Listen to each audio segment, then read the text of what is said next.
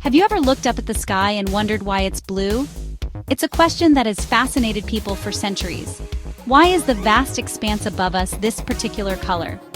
The answer lies in a fascinating blend of sunlight, air, and a sprinkle of physics. Get ready to unlock the secrets of the sky's beautiful hue. Sunlight might look white or yellow, but it's actually made up of many different colors blended together. Think of a prism splitting light into a rainbow. That's the hidden spectrum within sunlight. These colors, ranging from red to violet, travel together as waves of energy. Each color has a different wavelength, with red having the longest and violet the shortest. This rainbow of colors is the key to understanding our blue sky.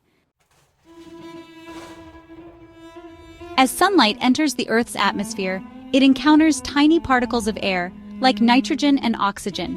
When light hits these particles, it gets scattered in different directions. This scattering, called Rayleigh scattering, affects shorter wavelengths of light more strongly. Blue and violet light, with their shorter wavelengths, are scattered much more than colors like red and orange.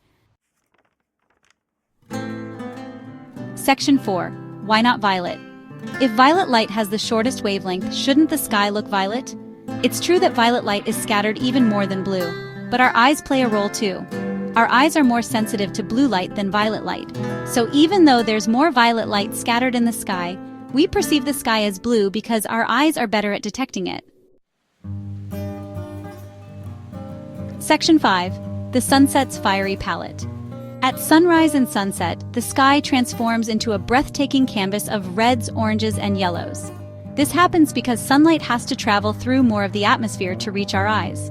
The longer path means the blue and green light is scattered away, leaving behind the longer wavelengths of red and orange that paint the sky with warm hues.